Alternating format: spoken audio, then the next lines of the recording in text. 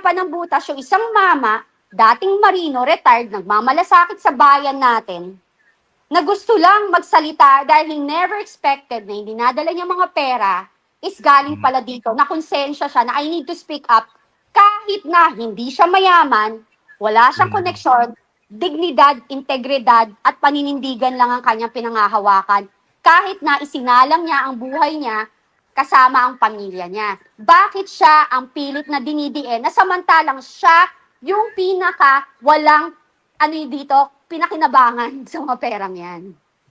Di ba? Grabe. Kasi dala-dala niya kasi ang pangalan na kailangang wag sambitin. Hindi lang yon. Eto, ganito na lang. Paiksiin natin. Para ang taong yan, yung mga tao, ispilit sinisira si Senator Marcoleta at si Orly Gutesa. Meaning, totoo yung sinasabi niya. There's something wrong, di ba? Para pilitin nilang isirain ang credibility niya. Meaning, talagang nagsasabi siya ng totoo. Ganun na kasimple. Di ba? Yun eh. Kasi yun ngayon napansin natin, unang binanatan nga is yung yung notaryo publiko. Imposible naman na pumasok si Gutesa doon sa opisina ng notaryo publiko, kinuha yung seal, yung dry seal, tapos siya yung pumirma. Hindi naman pwedeng gano'n, hindi ba? So, may number pa yan eh. Nabanggit ko to sa live namin, previous live nung nangyari to. May number pa yan eh. Kada taon kasi ang notaryo publiko, nire-rehistro. Kada taon yan, nagpapalit yan ng number. So, ang notaryo publiko, may kanya-kanyang serial yan. Pag na dry seal, may number, and then may pirma. So, alam ni Gutesa yan lahat, di ba? Exactly. Di ba yung post ko? Ano si Sergeant Gutesa, ninja?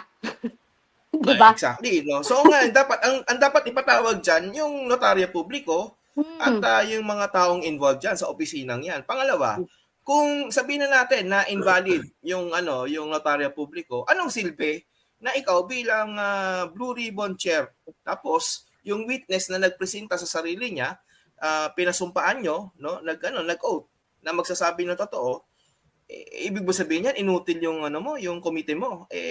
Walang ribang bisa yan, yung pag-oath ng mga witness na yan. Wag na lang tayo magpa-oath pag ganyan kung walang silbi yung yung exactly. Yun yung sinasabi kong nakakaya ngayon sa Senate. Kasi yung sarili nilang rules, hindi rin nila sinusunod. Tapos talagang yung eagerness, sabi ko nga, alam mo, mahirap din alam mo naman may naging kamag-anak din naman akong police general din yun, na retired na, okay? So, alam mo, eto yung isa sa ginagawa na mga diversion ng mga police na masama, yung pag-iimbestigang basura.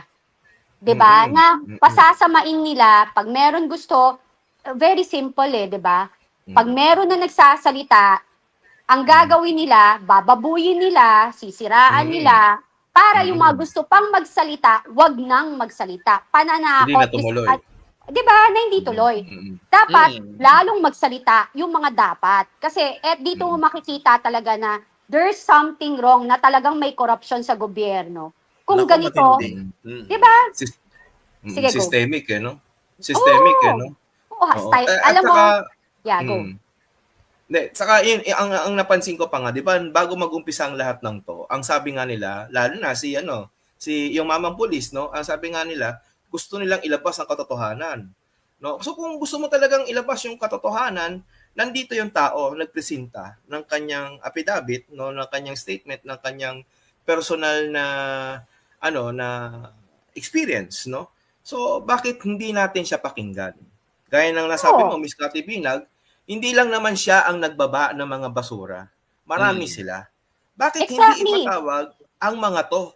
At patotohanan o pasinungalingan itong sinasabi ni Gutesa, no? Exactly. Oo. So para no, sa hearing din ng Blue Ribbon, narinig natin na kailangan natin mag-bend the law. Diba? Kasi ito gusto ng taong bayan. Ako, ilang beses na rin ako nagpanotaryo. Okay? Ilang beses ako nagpanotaryo given doon sa mga kasi syempre meron kami mga inakusa and everything nung nandiyan ako sa Pilipinas, especially doon sa condominium, right? At nung nagpanotaryo ako, hindi ko obligasyon na i-audit kung naandyan yung attorney at kung siya talaga ang pumirma noon. Hindi ko na Agree. responsibility yun kasi opisina na yun eh. Opisina yung pinuntahan ko and so therefore, Assumption sila of ang regularities. Oo. Yes, yun na nga yung sinasabi ko. Kaya nga sabi ko, hahamunin ko lahat ng notaryo, public now. Na lahat ng mga nagpanotaryo in a different notary public, lumabas kayo. Tingnan na, i-compare natin, i-post natin. Di ba, i-post natin sa social media. Tingnan natin kung pare-pareho pirma. O, tingnan natin. Kasi kung yan ang issue nyo, di ba? Common knowledge yan na ang notaryo publiko, hindi naman ibig sabihin na dyan yung lawyer. Wala dyan. Mapapansinin mo yung dokumento mo, iaakyat daw kunwari. O nandoon sa kwarto daw kunwari. Kunyari, nandun sa kwarto. Kunyari, mawawala. Hindi mo naman nakita yung abogado. Diba? Hindi mo naman nakita yung abogado na pumirma. Alam nga namang may witness pa o ako magwi-witness na pumirma ka. Hindi naman pwedeng gano'n, di ba? So, kasalanan pa pala ng nagpanotaryo na peke yung pirma at di ba? Para meron tayong law bender no sa Senado, Miss Cathy Binag, di ba? Oo, yun